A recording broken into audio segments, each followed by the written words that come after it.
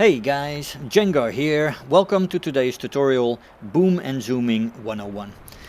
Boom and Zooming is the flight style that involves diving from altitude on targets below and eliminating them. In this video I will explain to you, to my best ability, what you need to do to execute this flight style successfully. Now before we begin, if you do enjoy this video, do give it a thumbs up, leave me a comment and share it with your friends. Also, I would like to ask you to join me on Locals, Rumble and Twitter. I highly appreciate if you take the time to follow me there. Okay, so let's get into it. Setting up for boom and zooming. First of all, you will need to climb or side climb. Most boom and zooming dedicated planes are not great at climbing usually. So it takes a little bit of time to set this plane up tactically to start boom and zooming and do it well.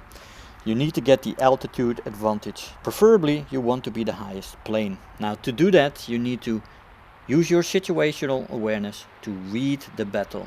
So while you are side climbing, you are scanning the battle and you are looking where enemy planes are. Look at the groupings, look where they are, see if they climbed, and continue to side climb until you have a decent understanding of the layout of the enemy team. Where are they? How high are they?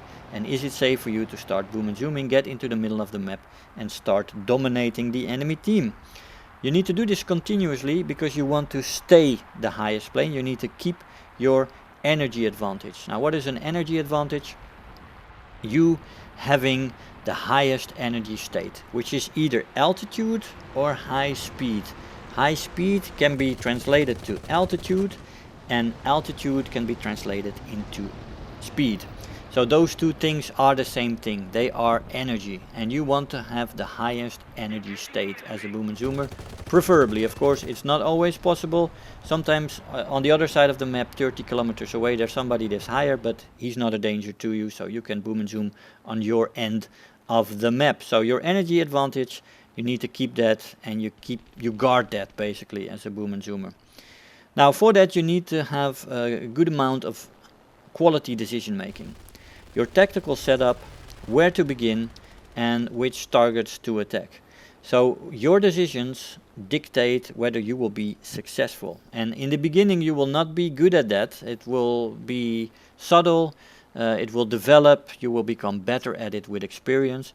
But just start off with the idea that you need to be the highest plane and throughout the fight you need to stay the highest plane. That is your basic setup and more subtle things will grow during your learning curve to really master boom and zooming. It takes a little bit of patience to boom and zoom well. You need to set your plane up, you need to be patient, you need to scan, you need to make sure that you stay the highest plane, that you attack the right targets, and all that jazz is very, very important. It's a patient business, it's a disciplined business, boom and zooming. It's not the easiest flight style, although it may seem to be that, but yeah. How to execute then? Once you are the highest plane and you have achieved energy dominance, you will have altitude advantage, what to do then? The first thing is you choose your targets. Now the basic thing is that you start from the highest plane that is below you and you start to attack that one and you choose your targets well, but sometimes it's multiple targets. Which one do you attack? Often not the first plane, because if you attack the first plane the second one will come at you and you have a risk of dying. So you usually attack, if there's two planes flying behind each other, you attack the second plane, for example. So that choosing targets thing is very important, but what's even more important when it comes to boom and zooming is leaving a target. For example, if you attack that first plane that is below you, the highest enemy plane, and you attack him and he dives down, how long do you follow him before you lose your altitude advantage and your energy dominance? You don't want to lose that, so you need to leave the target in time. This is one of the most important thing to do when you're boom and zooming, and one of the main mistakes that beginners make. They don't leave the target, they continue to follow him down and you lose your energy advantage. Your energy dominance disappears and you have enemy planes above you from that point and you really need to completely reset, or you can't and people start to boom and zoom on you. So leaving the target, very important. After that you have aiming and leading the target. Now aiming and leading the target is a very difficult thing to do. It has to do also with how you approach the target, your pursuit. You have lead pursuit, lag pursuit, and true pursuit. Lead pursuit is when you put the nose in front of the enemy that you're trying to catch. Lag pursuit is when you put the nose behind the enemy target. And true pursuit is when you put the nose exactly on the target. And the situation really dictates what you need to do when it comes to those pursuit. I can make a dedicated video about that. But that pursuit approach really leads to you being able to aim and leading the target. So putting your bullets in front of the plane in such a way that they collide with that target and destroy it, like here. And that leading is very important. Aiming is very important. That's also worthy of a separated video, by the way. But yeah, aiming is something you need to practice. And in the beginning you might not be good at it. But if your tactical situation, your choosing targets and your approaches are good, then you can do with missing a few targets. Because you can reset your precision and you can do it again until you get it right. And experience will make you better at aiming. Now, the last thing I need to say here with the executing is the exit strategy. You need to survive your runs and you need to reset. So the exit strategy is very important. You need to look at where you are at the battle map. You need to look at your opponent. You need to go at him, pursue him, aim at him, preferably kill him, and then get out of that situation in a way so that you can reset your plane, regain your altitude advantage.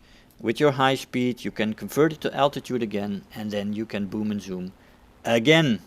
So it's really rinse and repeat with boom and zooming. You set up an attack run, you boom him, you zoom out in a safe way with your exit strategy that you thought of before, and then you reset for another boom on the same target or on a new target.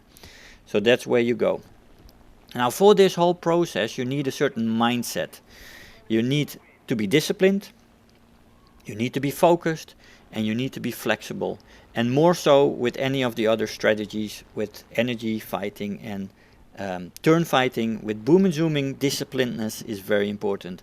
You need to stay true to the style.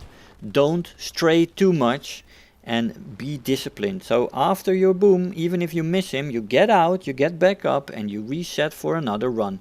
Don't start turn fighting, don't get lured into things you can't do in your boom and zoom plane. Now you need to be focused as well, you need to be concentrated, you need to look around, you need to keep your situational awareness in check, and you need to stay true to the style. And after all that, and after saying all that, you also need to be flexible. Don't be too dogmatic. Look at the situation, and if you see a game-changing opportunity while you're boom and zooming, don't be dogmatic in your boom and zooming in the end, and step out of it to make that game-changing opportunity a reality and win the game for your team.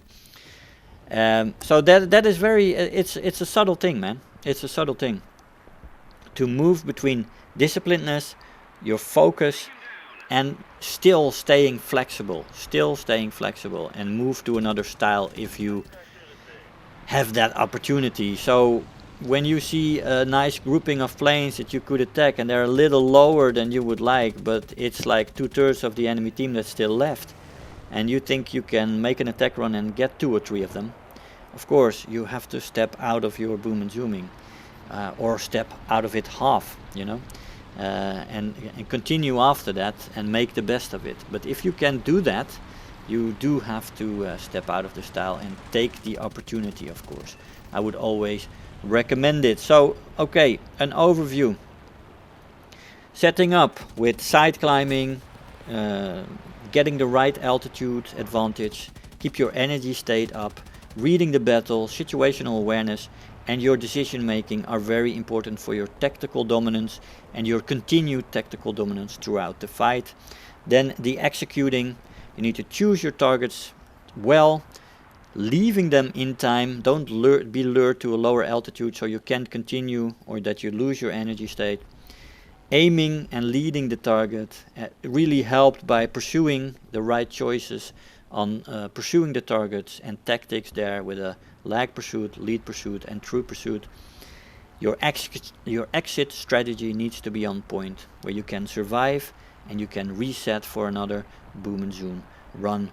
And then in the end, your mindset with disciplinedness, focus and flexibility in the end. All these things combined make up boom and zooming, which according to many people is the most simple style of playing in War Thunder, but I would beg to differ. I think boom and zooming is one of the more difficult styles. Guys, I hope you enjoyed the video. I want to thank you all for watching, and I'll see you guys next time.